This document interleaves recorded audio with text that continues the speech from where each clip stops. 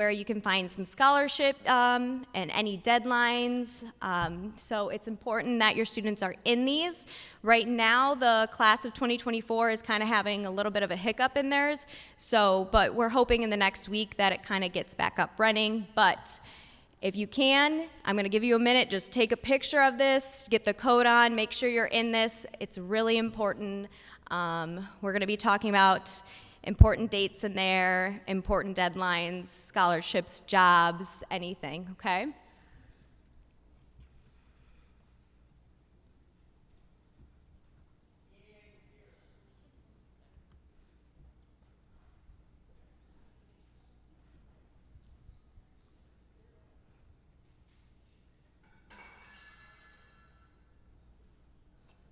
All right. Anybody need another minute, or are we good to go? Okay.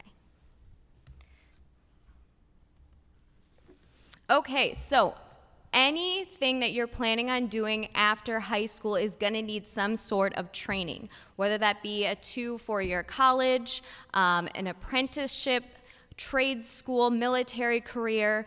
Any of the fastest growing jobs require post-secondary training, so it's important that we kind of find which one is the path that you guys are going to take. So some of those, to kind of figure out what we're going to do with that, is identifying some skills and interests to kind of find that path. So maybe you like working with your hands, maybe math is your thing, music. Those skills and interests help students identify the path that they're going to do after high school. Identifying any working conditions, values, lifestyle choices that are important, personal considerations, and also getting experience. So whether you're doing a job shadowing or maybe you volunteer at a nursing home, those exposures help you kind of find and identify what career path may be helpful for you. So if you don't like working with people or you're not really a people person, maybe not working with people is a good path for you, okay? Another great resource that actually the school district provides, every single student has this as an account, is Naviance. You may have heard us say it a lot in the counseling department. It is a great resource if maybe you don't know what you want to do yet. There's personality tests on there, there's interest surveys. So if you're kind of don't know what path you want to go on yet, starting out with this is a great resource. Also, there's scholarship information on there. There's College Match. You can put your information in there and it can kind of show you which type of college or career may be the best choice for you. And the best way to get into it is through your Clever account. So you can log in like how you normally would for your Chromebook, go onto your Clever, click on Clever through your single sign-on, and it should take you directly into there. You don't need to put in your username or password, okay? So some factors, if you're deciding on going to college, there's a lot of different factors that you can kind of narrow down your search in. So location, do you want to stay close to home? Do you want to go far away? Size and environment. Some students really enjoy having a big school, and other students really like a smaller school where they can maybe get one-on-one instruction more. Academics. Don't go to a school that doesn't have your major. That would be a good one. Expenses. So what is the school gonna help provide more, or is it gonna hinder you financially? How much financial aid are they willing to help support you to get to this school? We've seen time and time again where students apply to these schools and they're really excited, and come May, they can't afford it, they didn't get enough scholarship money, so they ended up not being able to go there. That's a huge factor. Housing, are you gonna live on campus? Are you gonna live off campus? Are you gonna live at home? Facilities. Making sure that you go to the school and go on college visits is a huge indicator of where you're gonna go the next maybe 2 years, maybe 4 years. So you don't wanna go to campus your first day and realize that they have 2 desks in a classroom, or maybe their facility isn't as nice as you thought it would. You wanna experience that before you get there. Also, activities. It's a huge transition from high school to college, so making sure that you can get involved there and they have things that you can be involved in so that it makes the transition a little bit easier. And also personal well-being. Another amazing website that you guys can use, it's through College Board, is Big Future. This also helps narrow down your college search, whether you can put in your location, the major that you're interested in, the type of school, and the campus life. And that can help you guys narrow down. It'll go from 3,000 colleges to 1,000 to 100. The more things that you put in there, the smaller colleges that you'll have. So you're not looking through 1,000 colleges and trying to narrow it down yourself, because there's a lot of colleges out there. All right. So in addition to looking at the factors that are important to you, gotta move it back up a little bit. There are minimum requirements each college has for admission, okay? And so it's important as you go through this process that you know what those requirements are, because they can vary from school to school. But at a minimum, most schools require 4 years of English, 3 to 4 years of math, 3 years of science, 3 years of social studies, and 2 years of either a foreign language, art, or music, okay? And so, but it does vary, because there are other schools out there, like the University of California system, that requires a year of fine arts, okay? And that is a mandatory requirement if your students are considering going to any of those schools. But some schools, so this is just showing you how detailed it can be. Like Mizzou also lists that requirement is a year of fine arts, but they will waive it for Illinois residents. So even though Mizzou lists it as a requirement to go to the school, they will allow Illinois to kind of not have it if the kid doesn't have it. So it's important to contact the school and be in communication with the admissions offices of the various schools to make sure you know exactly what your student needs to get admitted. Other things to consider when applying, as far as things that are valued by the schools, is a good GPA, grade trends like math grades, especially depending on the major, your students' leadership and activities. The essay, if the school is asking for an essay, is super important and can honestly be the thing that makes or breaks their application.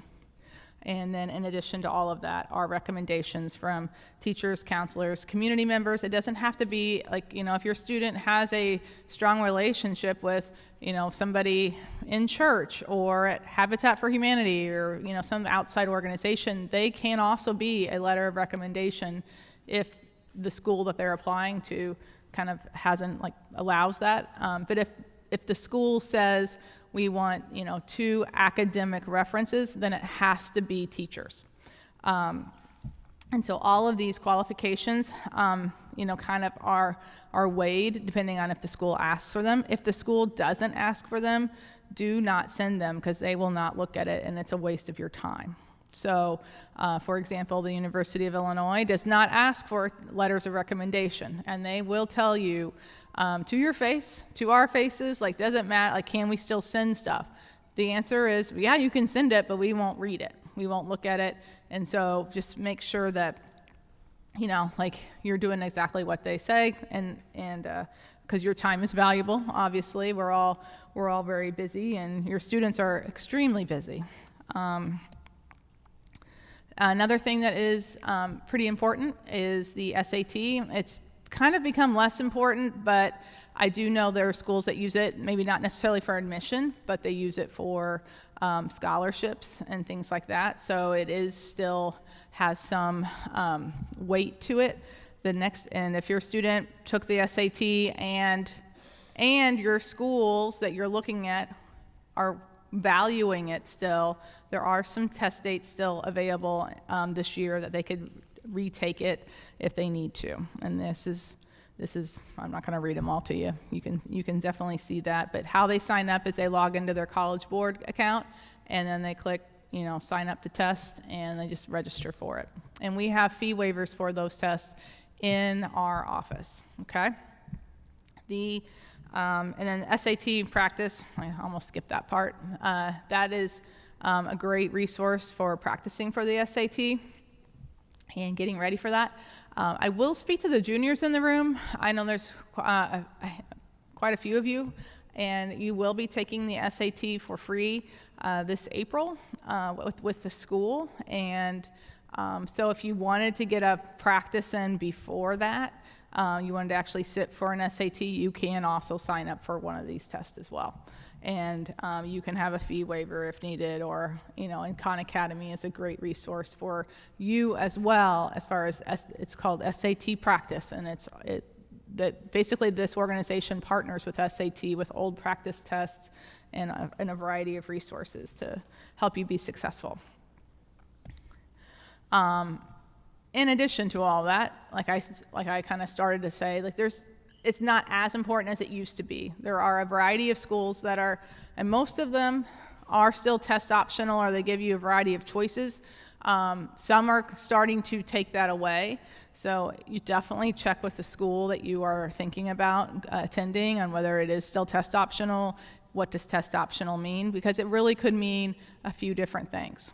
So test optional could be you can submit it or not submit it. They don't care. They're not going to ask you to declare your decision of whether you're submitting or not submitting. And so that's one version of test optional. Another version of test optional is you have to tell the school if you are going to be test optional or you're going to submit the test. What does that mean? So I'm just going to use University of Illinois as an example. There's a question on the application. Do you want to be test optional? If you mark yes, doesn't matter if you get a perfect score, 1600 the next time you take it or anything, if you submit that test score, they're not going to look at that. They're only going to look at GPA. Okay? So there's no going back from that. I want to be test optional. Okay? But let's just say you mark, well, I kind of like my test score. So you mark, I want to like not be test optional. I want to submit my test score, and you click that button. There's no going back from that either. Like you get to choose, but then you have to, in order for your application to be complete, you have to do whatever the steps say. I will say schools that are test optional in that regard, they put a great deal of weight on grades, and they don't just look at your overall GPA, they actually break it down to like, okay, what did they get in algebra? What did they get in geometry? What did they get in chemistry? Like they actually look at individual courses, individual grades, what type of classes they took, and all of that to determine admission, and instead of having the test score and grades. So it's definitely something to think about and talk about with your student and the admissions person of those types of schools that have that sort of test optional practice. Okay, and then there are schools that don't have test optional and they do require the test scores. But more and more, that's like MIT and a few other schools. I mean, they're starting to come, like they're starting to be more of them. So definitely check that out. We get this question a lot in our office: is how many applications? Like, can I apply? Is there a limit? The answer is no. There's no limit. You can apply to 100 schools if you want. We don't recommend that, but you can apply for as many as you want. The problem is each application costs a fee, and we'll talk about that. Someone else will, but our recommendation is you have 3 types of schools.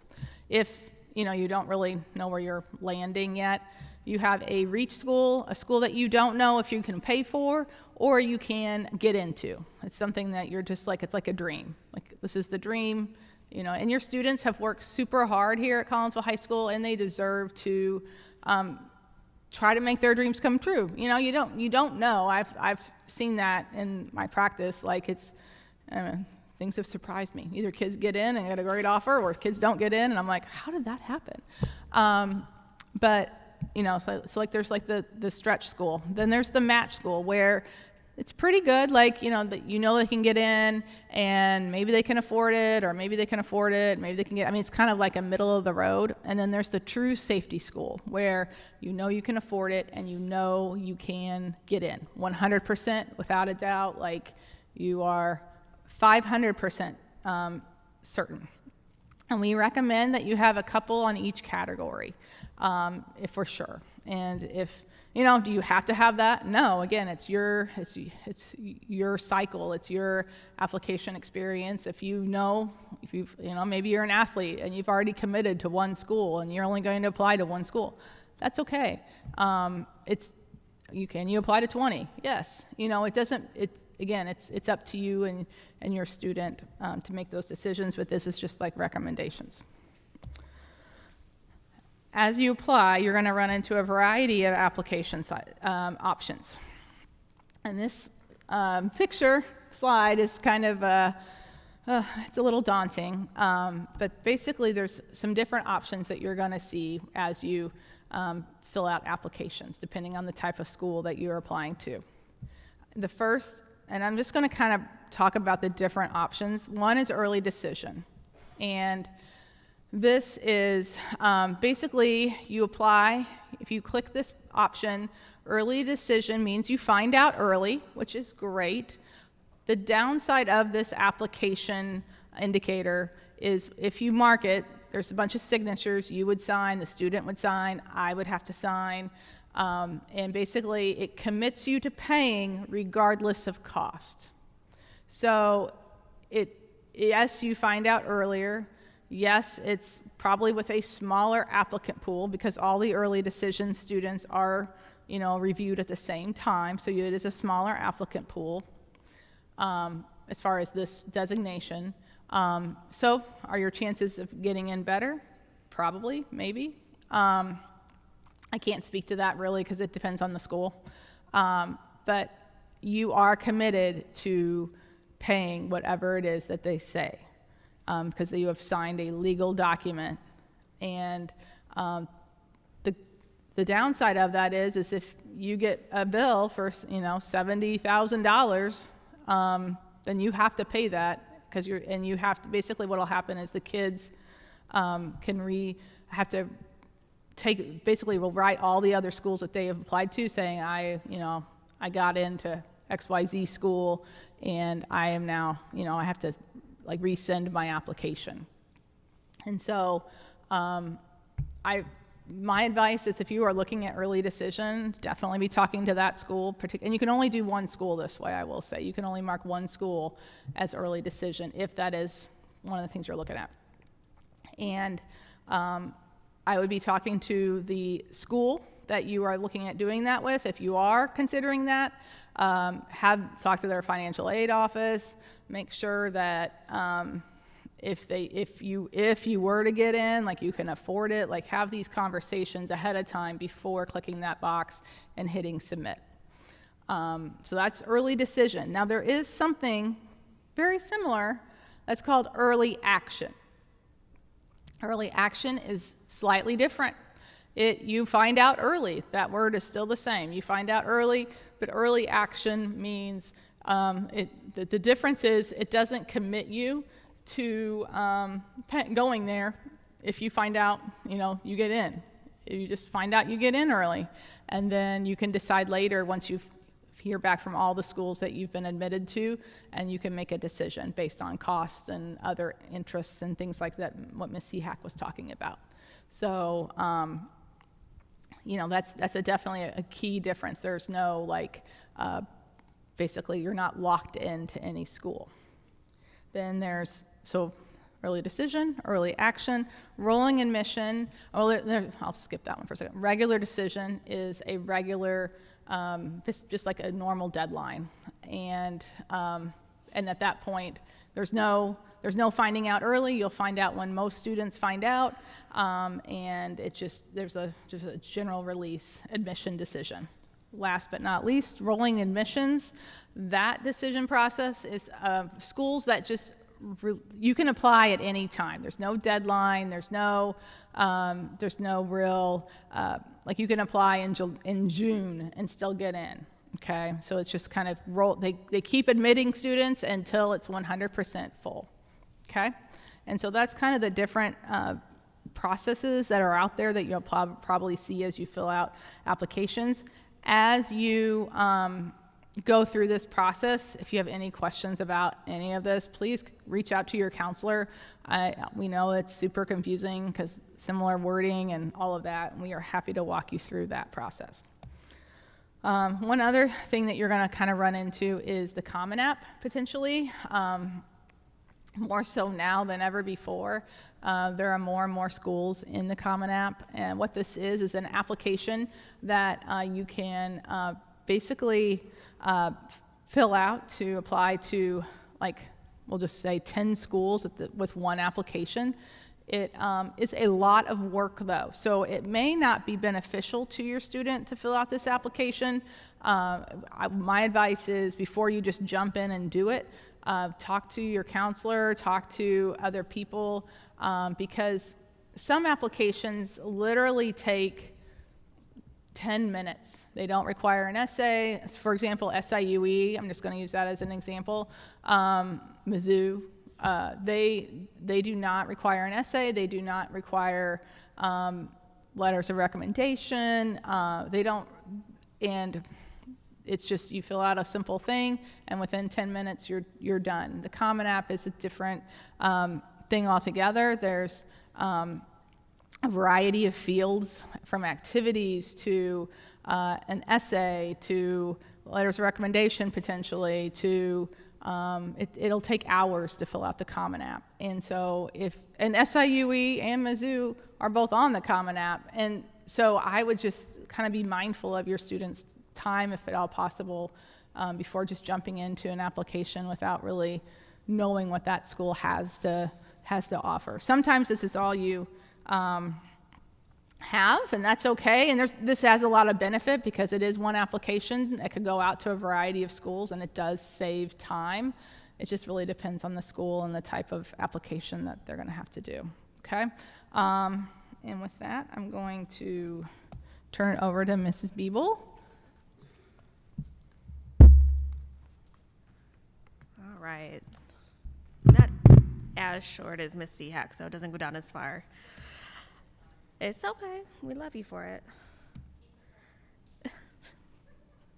All right, so I just skipped one right there. So a lot of the questions we get or the comments we receive is, I don't even know where to start. Where do I find colleges? What do I do? How do things happen? This is just a basic breakdown. Again, we have a whole bunch of considerations in place. Hopefully by now you've kind of figured out where you're wanting to go. So our step one would be to find the application. Usually these colleges are trying to sell themselves to you. So when you log on to their website, there's going to be a big ol' apply now. On SIUE's website, it is bright red. At SWIC, they also have apply now as well. So it is pretty easy to see where you can do that. Again, Common Application is an option. I've already had a couple students apply through the Common App, but like Ms. Olson said, we really push you to apply through the schools if you can, just to save you some time and some grief and a little bit of tiring from this whole process. Step number 2, we're going to fill out the application. Any supplemental forms and request letters of recommendation. Give us at least 2 weeks to take care of this for you, because we want to give you letters of recommendation that really sell you as a student. So just like in your classes, is it better if you knock out something 15 minutes before it's due? Or is it better if you take your time, do your research, and get somebody else to read over it? It's usually better if you do the second step. So please give us time. We have letter recommendation request forms that you can fill out just to tell us a little bit more about you. If you can give us a resume, if you can tell us all about the cool things that you do with your life, it's going to make for the best letter recommendation you've ever read. And honestly, I love it because I get to know you guys on a different level than just talking about classes or just, hey, how are you doing in the hallway? It's awesome. So the next step is going to be to send your transcript. So if you guys don't know what a transcript is, it is a piece of paper that has your academic progress through the last 4 years. It's going to talk about all the different classes you've taken, whether or not they're enriched or AP, the grades you got in them. If you've been absent, it's going to be on there for some things. It's going to be you on a piece of paper. That's how they see it. So in order to get your transcript, at the end of your senior year, we do offer kind of a form for you to fill out where you tell us where you want your final transcript sent. But in this time, you're going to be requesting your transcript, you the student, because you're the one spearheading this whole thing, from our counseling website. It's linked there. It's our regular counselor's website. Students have to fill it out because it does track your Google sign-in stuff, so that way we know who you are. Because if I get a Tiffany Sanderson, that's your mom. I don't have a transcript for her. What am I supposed to send? So please fill that out. If you have questions about it, you can always come down. We're happy to help figure that out. And it's going to be the same kind of procedure when you're looking at scholarships. So we're going to talk about that one here in a second too. So when you are applying, here are some things that you need to consider. The number one being, make sure you're keeping track of deadlines. That is going to make or break this whole process. If you miss a deadline for an application to be due, scholarship to be due, that's terrible because that automatically takes you out of the running. If you miss deadlines for financial aid, you can miss out on thousands of dollars. So it's always important, even if you have a calendar at home, that you write these deadlines in. SIUE's financial aid or a scholarship is due November 15th. I need to make sure I'm getting on that. You want to make sure you fill out the application completely, because that is an issue. If you forget your name on an application, what are they going to do? They're going to throw it away. So we want to make sure you're filling out everything completely and as best as you can to your knowledge. So also, kind of while you're going through it, kind of make notes of any additional counselor forms that we might need to fill out for you. If you have a homeless designation, we might need to get that sent over to the school. If you need a letter of recommendation, if you need anything else, just make sure you're noting that somewhere. And it's kind of important if you have a notebook just to start with all this stuff. That way you can have one place you can easily get to. SAT, ACT scores. Will they take it from us because that's on your transcript, or do they want it directly sent from College Board? And that's something that you'll have to request through College Board. If you have free and reduced lunch, you can have application fees waived. Some of these fees are, pretty cheap, but a lot of them, if you're applying to a lot of schools, you could be shelling out 30, 40, 50 bucks sometimes for each application. So if you get free and reduced lunch, that's important you talk to us too. We can get your fees waived. Any essays? Please make sure somebody reads your essays. I am old, I know that. I still make my friends read any kind of thing I send out. Ms. Olson has been doing this for an amazing amount of time. She's a pro. She has us go over some stuff from here and there. It's really important that somebody else is kind of keeping an eye on things, making sure your punctuation's good, your grammar's great, that kind of thing. And you can even work with Ms. Biondi in the Writing Resource Center. So we're going to talk about that a little bit more because that's getting a little brand change. So again, letters of recommendation, just please give us enough time to get that taken care of for you. Some of the great things about living where we live are just the sheer amount of great institutions we have around us. One of them being SWIC. You may have already taken some dual credit courses through SWIC. Some of you are looking towards it. One awesome thing that they offer is the top 20% of our graduating class get to attend for free. So I don't know about you, I would rather spend some time at SWIC for my first 2 years as opposed to shelling out $40,000 at a four-year institution. If I could go back in time, I would totally do that. So please make sure you're kind of keeping an eye on your percentage, and we'll help you out with that too if you don't know. We can always look that up. SWIC also has a lot of agreements. They have this great dual admissions program with a lot of our schools in the area. Edwardsville, Carbondale, McKendree, Webster, and Eastern Illinois all have an agreement with them where you can apply for both and you get admitted to both. Start your first 2 years at SWIC, easy transfer into the next of your four-year program at the new school, and you have access to counselors at McKendree while you're going to SWIC, which is awesome. It'll help you with any kind of transfer grades that you have, because that's kind of one of the stickier bits, is making sure that the classes you're taking at SWIC transfer into your new school. So you're always going to want to check with your four-year college just to make sure that your classes you're transferring meet their requirements. Some of the top admissions mistakes. So poor grades senior year. Boy, the senioritis starts earlier and earlier every year that I'm here.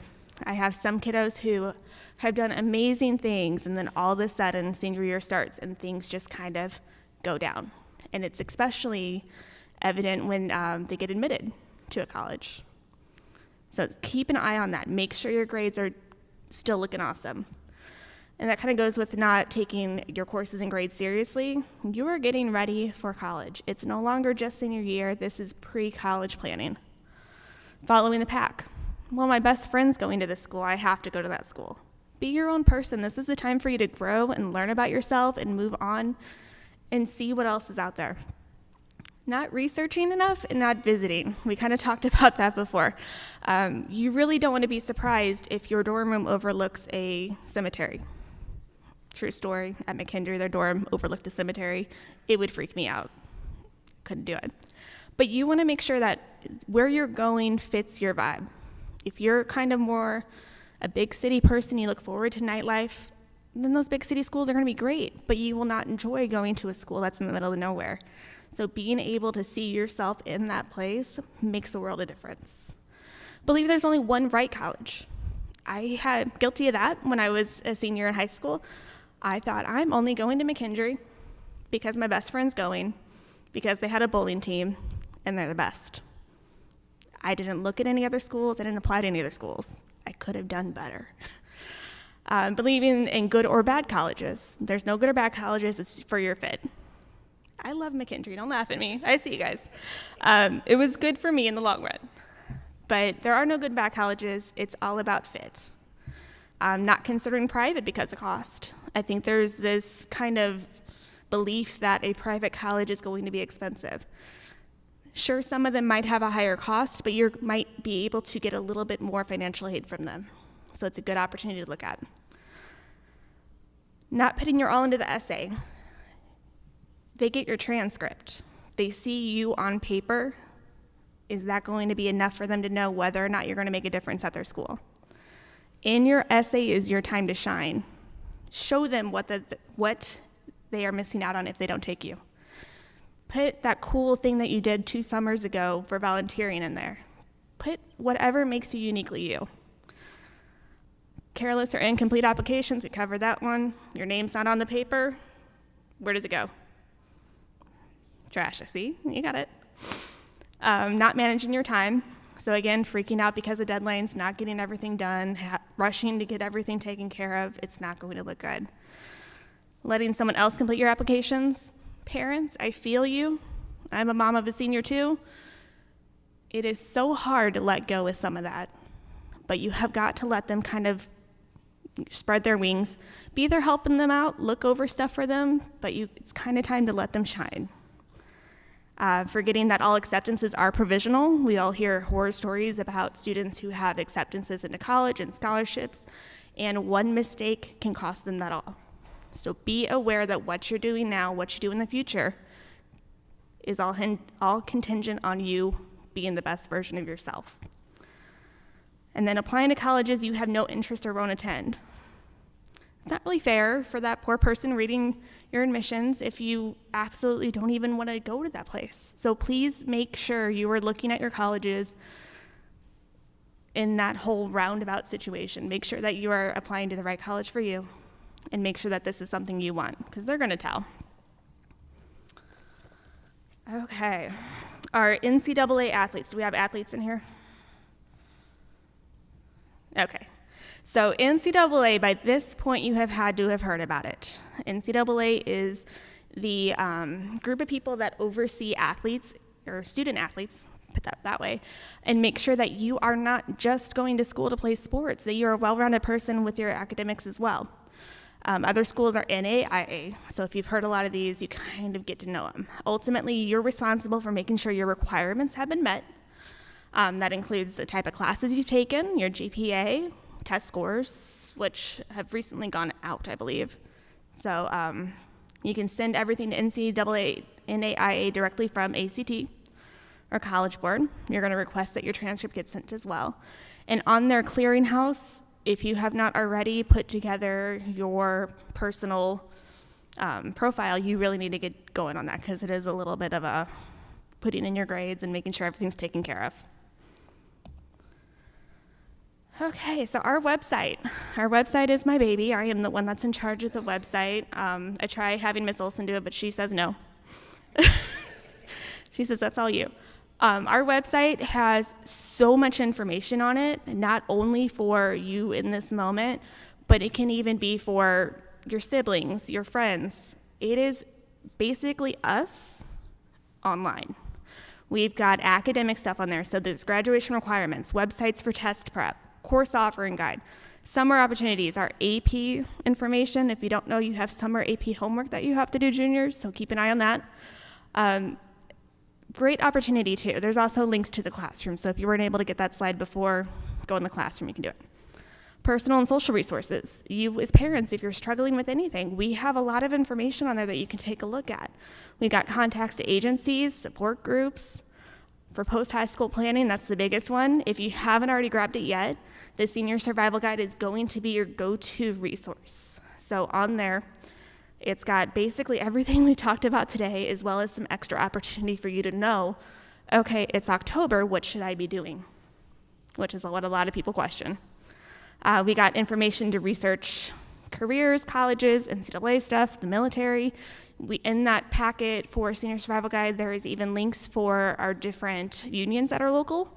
So if that's the route you're thinking about going, contact information's there. Scholarships are also there. That is a big one. That is probably the most talked about thing in my office is where do I find scholarships?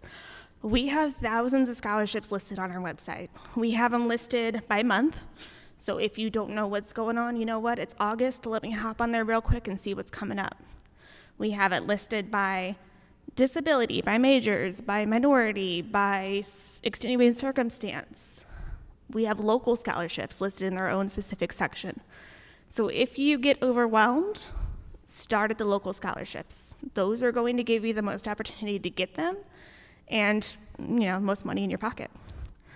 We also have links to other scholarship websites as well. Going Mary is a great thing. You create your own personal profile and it will send you scholarships that it's like, hey, by the way, Melissa, you applied to this one. These other 5 scholarships would also be interesting to you. Our virtual calming room is something that we built up during the pandemic. It is a great space if you just need a break throughout the day. There's different things you can check out on there. We've got calming activities, we've got yoga videos, and not just for high school kids, we have Spider-Man yoga. So if you just feel the need to break out a little stretch, go for it. There's also resources on there for our physical and mental health needs. So if you are struggling with that too, there's links to counselors on there. Awesome opportunity to take a look at all that. That's it. Good job. Sorry. Okay. All right. So she talked about scholarships a little bit. There's tons, like she said, on our website. There's also other places you can find scholarships, like where your family banks, where the parents work, different clubs. The colleges that you're applying to have their own scholarships. And then, like Mrs. Beeple was saying, Go Mary, Naviance, there's all kinds of places to find scholarships. So although there's no easy way to do scholarships, you do have to put in some work for those. There are tons of them available. We've talked about this a little bit already, but visiting colleges is so huge, like we've been telling you, to get on campus and to make sure it's a good fit for you. And so I know even I have students who will be like, I've seen SIUE, I've been there, but it is really important to set up a college visit. So letting the college know that you're planning to attend and setting it up where you can talk to their admissions office, financial aid, make sure you're getting a full campus tour so that you can see inside the housing, classrooms, and different departments. You can even set up appointments with your major and instructors and department heads there. And then also any other clubs, sports, or activities you're involved in, you can talk to the people in charge of those so that you can find out more information to make sure that that college is a good fit for you. We even allow students 2 days with permission slips. As long as it's completed in advance, they get 2 college day visits. So you can get on campus, see it with your own eyes. There's even a lot of colleges have open house days. So sometimes on certain weekends or even on school holidays where you're not in school at all, that's times that you can go to those college campuses and learn more about them too. So to get that permission slip for your 2 college visit days, the student will just need to pick that up at the attendance office, and they need to turn it in at least 1 day in advance. So the student is responsible for making up all their work, of course, but they have those 2 days they can go. So this is an example of a form. As you can see, you just want to make sure that the student signs it, the parent signs it, and then it's turned in at least 1 day before the visit. And if you can't make it on campus to those colleges, luckily, there's tons of places to explore colleges virtually online. So you can join their email list and get information that way. You can talk to people at the schools, anyone that you know personally who is attending. You can kind of get some inside information from them and learn more about the school and the campus.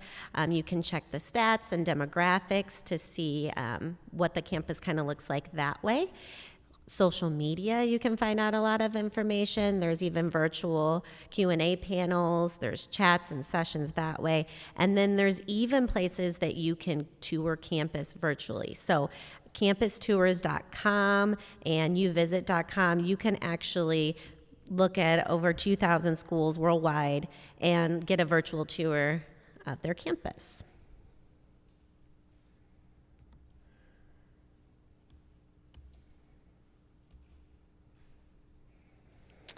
Okay, and then also we are here with you all on this journey. So we are going to be working with your students individually and in groups. Next week we start presentations for our students in the classroom.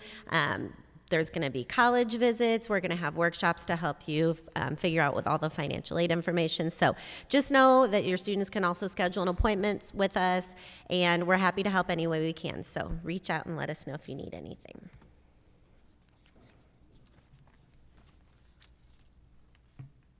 Okay, we're almost done. We got about 5 more slides, and we're going to get to the SR SLU's financial aid presentation. So 2 important things I'm going to talk about. This is one of them. So every year for the past 3 or 4 years, we've had what is known as an on-site admission. That event is going to be October 6th. We're going to be going into world history and world geography classes next week to talk about this event. And what this is it's ran very much like a college fair. All the schools listed will attend the event. What will happen is our students are going to apply in advance of that date. On that day, they will hear from the colleges if they're admitted and potential scholarship applications or scholarship award, and then also all the fees to these schools will be waived as well. We had over 100 students take part in this process last year. Some of the schools gave out t-shirts and whatnot, but you can apply to any of these institutions. You can apply to all of them, one of them. It's really up to you. Again, we'll be giving more information to the students next week, so definitely be on the lookout for that. The way it works is we'll send you a Google form. You'll just sign up to the schools that you want to go visit, and then we'll call you up to the library to have you fill out the applications. So, and this presentation is being recorded, so if you miss any of the slides, it will be posted on our website. We'll also be helping students during the month of October and November and December in the library during the study hall times, lunch and study hall times. So if you have questions about applications as far as colleges, scholarships, financial aid, whatever you need help with, definitely come see us. We'll be there all day from 10 to 1, and then in October, we will be in the vocational lab as well. I know Ms. Beal talked about the Writing Center. It did get a new name, but this is the contact information for the Writing Center. So if you have any questions or need any help with applications or essays or even your senior comp class or your AP English 4 class, this would be your person to see. I'm kind of going through this kind of fast because we're running out of time. Second important thing, tonight is all information. We're just going to give you information about financial aid and how it works. On December 7th, what we're going to do, as long as the application is open, you're able to come back and actually complete your financial aid application. So as long as you bring all required documentation, we will fill out the application that night. You will leave with it submitted, as long as the application cooperates. So definitely important to write that date down. At 6 o'clock, we will be in the library. We hope all that you can attend, and again, that will where you will actually complete the application. We have another great resource that comes to our school. Dominique Newton is from the St. Louis Scholarship Foundation. They do 3 things there. They help with financial aid applications. They also have a scholarship program, and they have a student loan program as well. Their loans are interest-free. So the governmental loans that Salu's going to talk about tonight some of them are and some of them are not. So she is also a great resource as well. She is here once a week. We have not nailed down the date, but she will be in our office. So, and without further ado, Ms. Hannah Smith from SLU is going to come and talk about financial aid. Hey.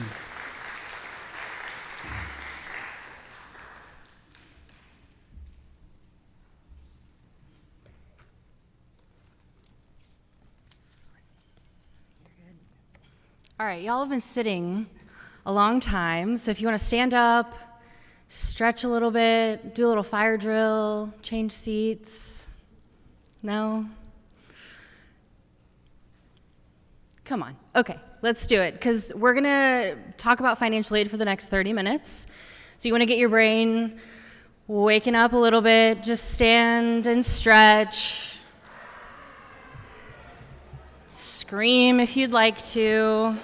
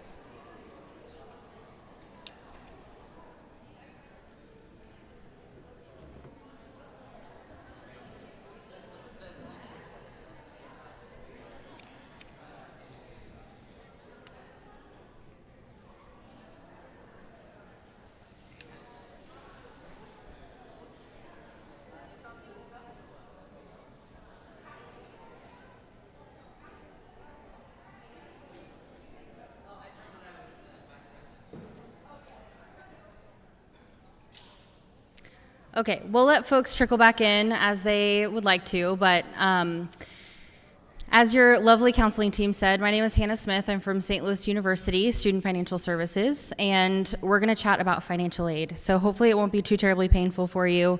We're going to give you a lot of good information that you can take to generally the financial aid process as you're kind of navigating with you and your students throughout the course of this next year or next couple of years, as you try and figure out how to finance your students or your education if you're going on to college. So we'll talk about the different types of financial aid, how to apply for those different types of financial aid. We'll kind of dive a little bit deeper into the FAFSA, so that free application for federal student aid. We're going to do an overview of that and some of those big changes that are coming for that 24-25 aid year. We're also going to go through financial aid offers and what those look like from different institutions, what information they're trying to communicate to you, and then what questions to answer or to ask those different schools that you're looking at to make sure that you have all of that information needed to be able to make a really informed college decision for yourself. As you're going into the financial aid process, it's really important to kind of keep these 4 types of financial aid in mind. Really what we're focused on during the financial aid process is these free types of aid. So we call them free aid or gift aid because you don't have to pay this aid back. So this is scholarships that are rewarding your student for something that they've been able to achieve over the course of their high school career. So think about scholarships rewarding academic achievement or extracurricular achievement, things like that. These are, again, monies that you don't have to pay back. So this is just free money that's discounted off of that cost that you're having to pay the school. There also are a certain component of aid called grants. So these are typically need-based that you would apply for through one of the need-based aid applications like the FAFSA or the CSS profile, which we'll talk a little bit later on. These can be from institutions that you're applying to. They can be from the state that you live in or that you're attending college in. They can also be from the federal government. And these different grants from different sources have very different thresholds for that need that they will meet with that different type of aid. So if you're somebody out there saying, okay, we make too much to be able to qualify for federal aid or for state aid, we always recommend families at least first semester or first year fill out that FAFSA, fill out all of the scholarship applications, all of the need-based aid applications, regardless of what you think you're going to qualify for, because you never know, and you want those schools to make you an offer that you can't refuse, basically.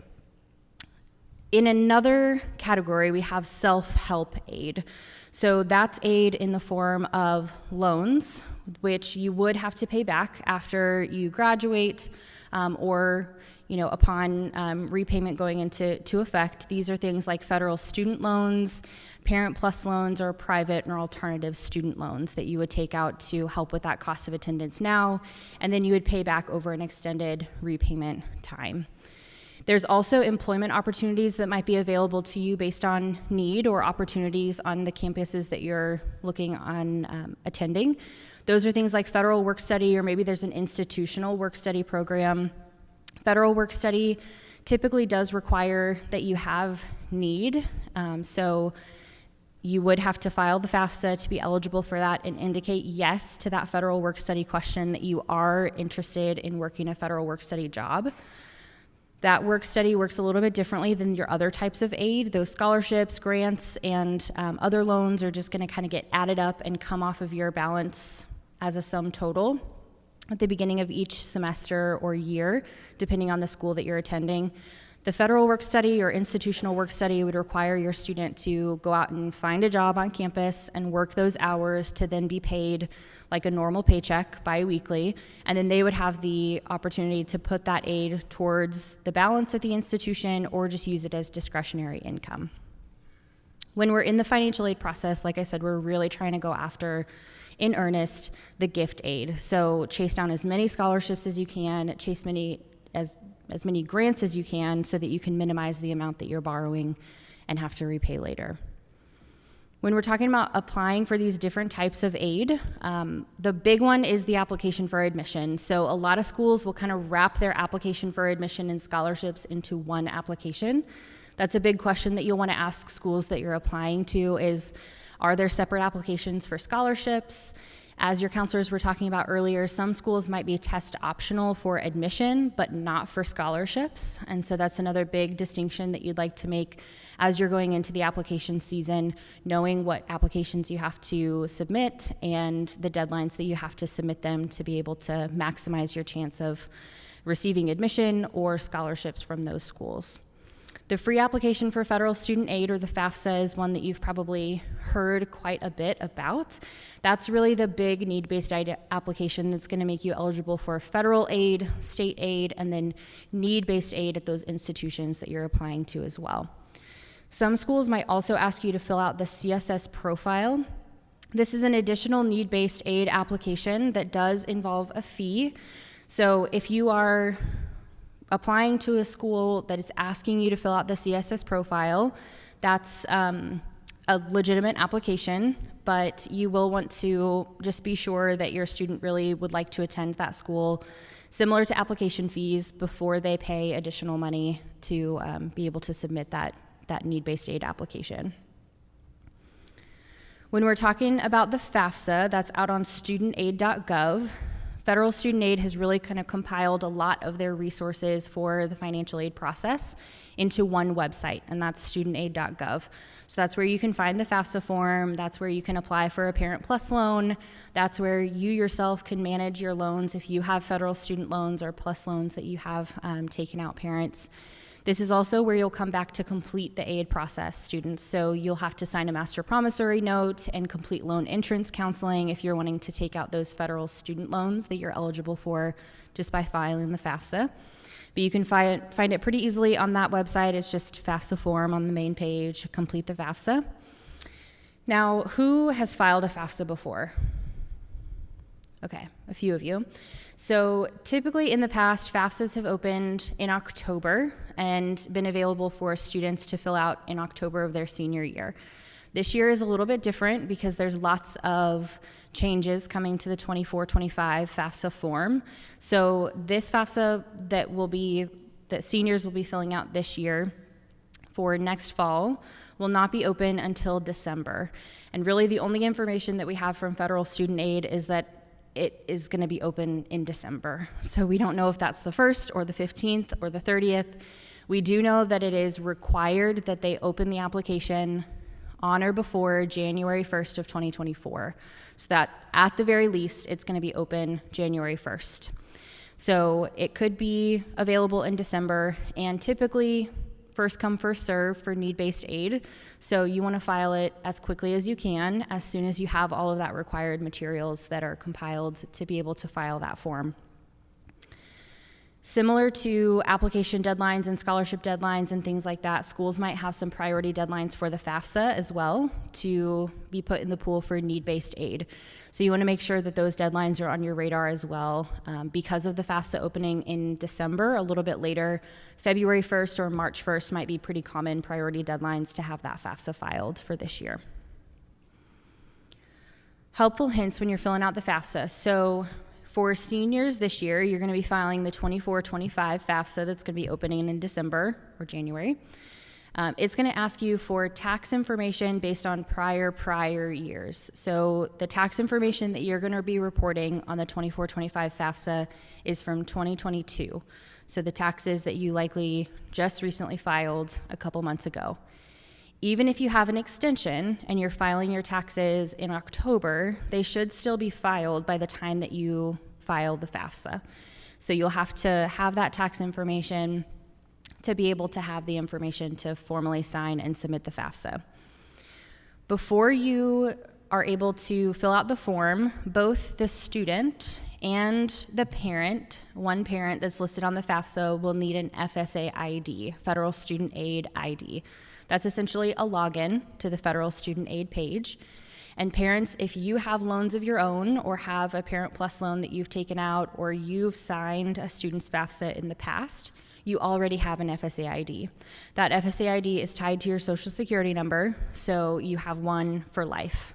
There is a way to recover it if it's been a while since you've created that account and don't remember your credentials there, but it will be that same login information. There is something called the Direct Data Exchange within the FAFSA form. This is formally known as the IRS Data Retrieval Tool for anybody that's filled it out before. This Direct Data Exchange is pretty similar. It allows the IRS to port in that information into the FAFSA form so you don't have to manually key in all of your income and tax information from your 2022 taxes. This is highly, highly, highly recommended. If you are eligible this year, it's going to basically require you to do the Direct Data Exchange to make sure that the information that's in the FAFSA form is accurate and correct as of the day you file the FAFSA. Every single question will have a little question mark bubble next to it that will tell you a little bit more information about why they're asking that question and where to find the answer to that question for you yourself. So a lot of that tax and income information, we don't look at those forms every single day. So trying to figure out what box you put from your W-2 on a specific field can be pretty daunting. Use those help tools and it gives you little screenshots that shows you with a little red box, here's the box that you look at to put that number in this field on the FAFSA. So definitely use those help tools as you're going throughout the FAFSA form. If you filed the FAFSA before, there are going to be some big changes that you're seeing this year. Namely, the output of the FAFSA form in previous years has been called an expected family contribution, or EFC.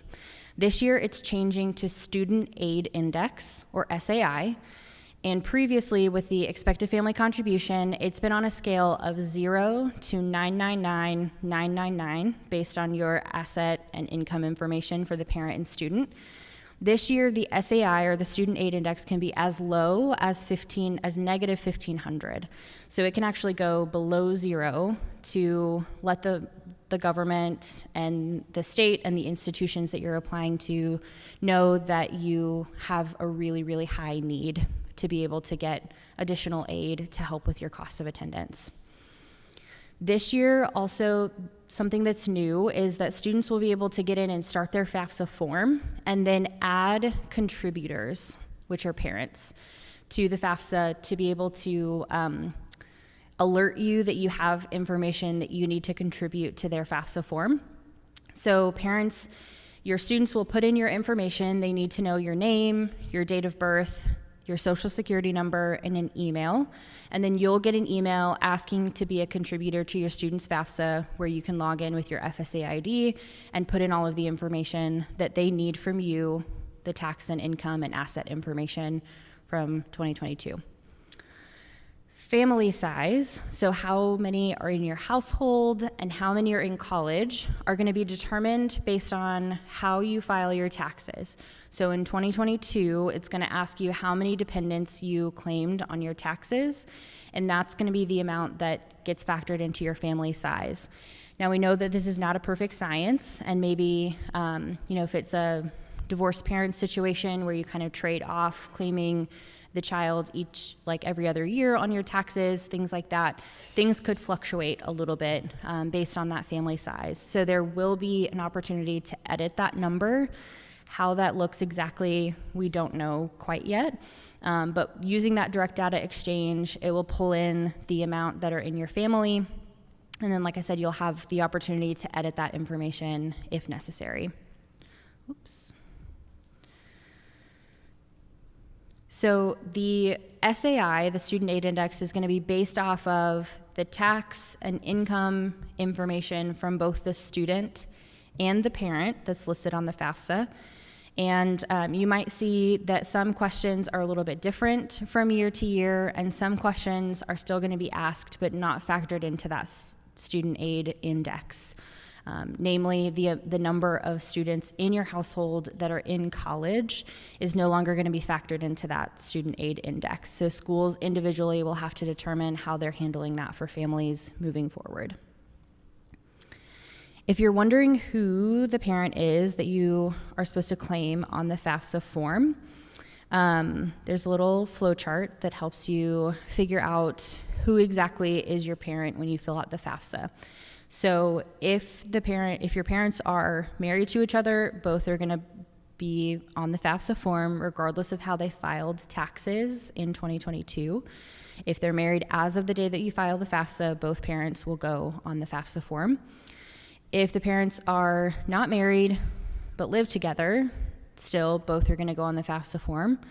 If they're not married, they don't live together, this is actually last year's information. Previously, it was asking which parent you lived with more over the last 12 months, and that was the parent information that you reported on the FAFSA.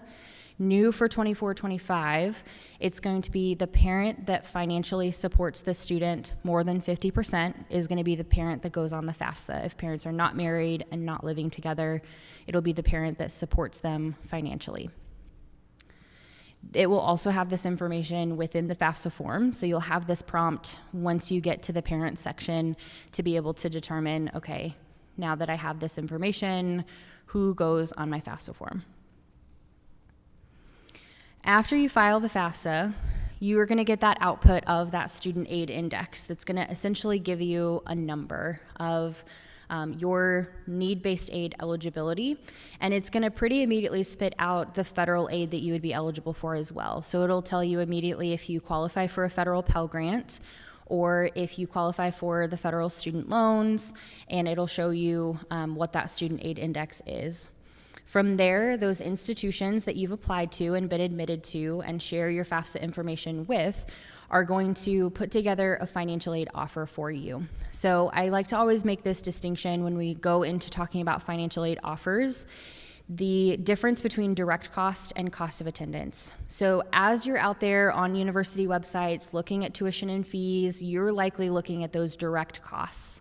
Those are things like tuition that's going to be charged, mandatory fees, room and board if your student is living on campus. That's what's actually going to be billed through the student account, what's going to be owed to the university that your student is attending.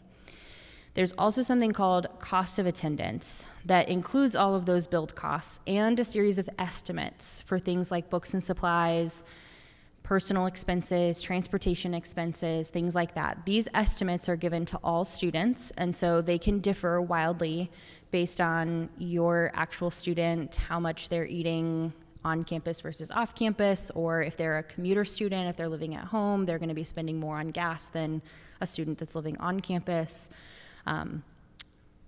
Similarly, if you have students that are living off campus and trying to use aid to cover living expenses, they might need a little bit more than a student who is living at home, things like that. So you'll see the distinction that schools will make between these direct costs and costs of attendance likely on these financial aid offers. So they'll show you this full cost of attendance, but that, just keep in mind, is usually about $6,000 to $10,000 more than you're actually going to owe the institution. Those indirect costs are good things to kind of keep in mind when you're thinking about family budget, additional costs to consider when you're sending your child off to school, things like books and supplies that they're going to need, or getting them set up in their dorm room for that first Walmart run or Target run, things like that. So important to keep in mind as you get these financial aid offers from schools, and try and compare apples to apples. Because if a school is showing you the full cost of attendance and then another school is showing you only direct cost, you want to be able to factor those indirect costs into both costs so that you have a clear picture of that total cost of attendance that your student is going to incur at any university that they're applying to. These financial aid offers, like I said, typically go out to only admitted students. So once they're admitted to the institution, once the school has the FAFSA information for your student, they're going to generate a financial aid offer for them that shows that cost of attendance or direct cost, all of their scholarships that they've qualified for at that institution, the grants that they've been deemed eligible for, the loans that they would be eligible for, and that realistic kind of remaining balance of what it's going to look like to cost to attend that institution. As you file the FAFSA, you might see that your student is eligible for a certain eligibility amount of federal student loans. These federal student loans are automatic.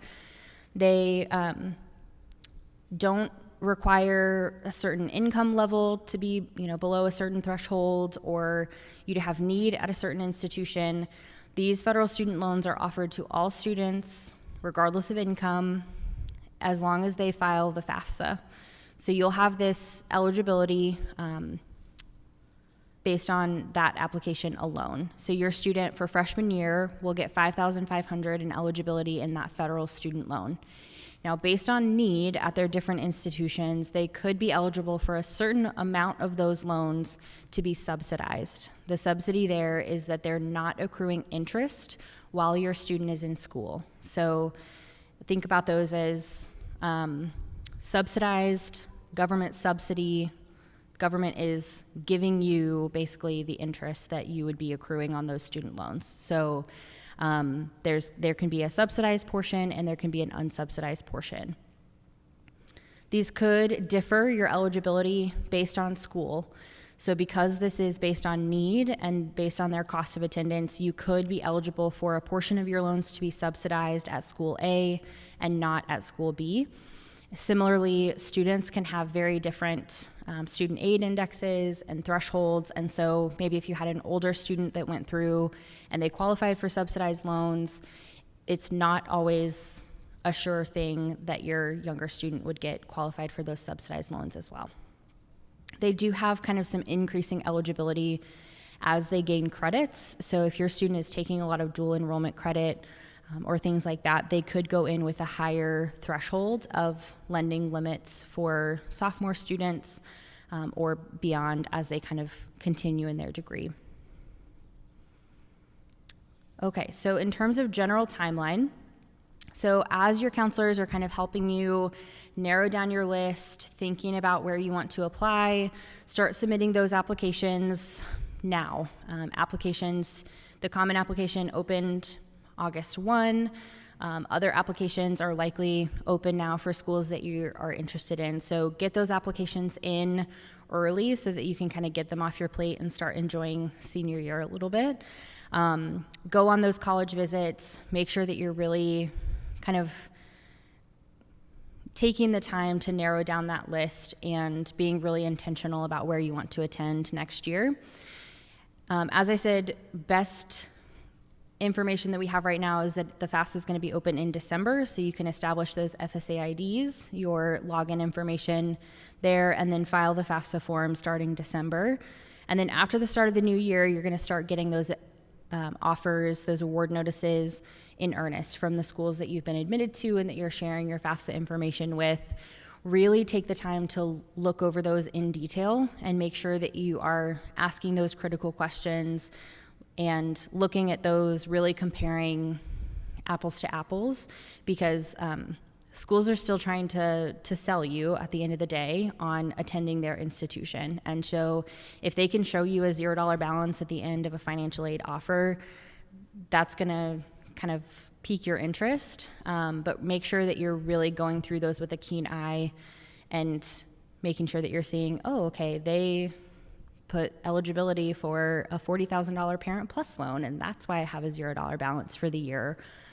Making sure that you're really cognizant of the schools that are giving you scholarships, that are giving you aid to show that they're interested in you attending their institution. May 1st, make that college decision, get your deposit, your enrollment deposit in, and start accepting your financial aid and kind of making a plan to pay for your degree. One thing that I think is really helpful for families at this point in the year is sitting down as a family and having a realistic talk about whose responsibility it is to pay for a student's education, and that looks different for every single family. So I think it just helps kind of manage expectations for both you and the student moving forward, knowing, look, we can contribute this much, but after that, you're on your own, or, you know, we're gonna 100% financially support you for whatever decision you make. You know, those are very different college searches. So I think what I see most often is a lot of students will kind of self-select out of institutions because they think it's too expensive or they don't want to put a burden on their family or their finances. But institutions that have a high sticker price can still be really attainable for students through good financial aid. So having some realistic expectations and having that support along the way can be really helpful for families as well. With that, we are here to help regardless if your student is interested in St. Louis University or not. We are happy to be a financial aid resource if you have additional questions about anything that we talked about tonight or anything above and beyond that related to your specific circumstance that you kind of want to talk through. So I'm happy to kind of stay in front of the stage at the end and answer questions as y'all filter out. But thanks so much for bearing with me and talking financial aid on a Wednesday night. Hope it was helpful, and good luck in your college search. Thanks, y'all.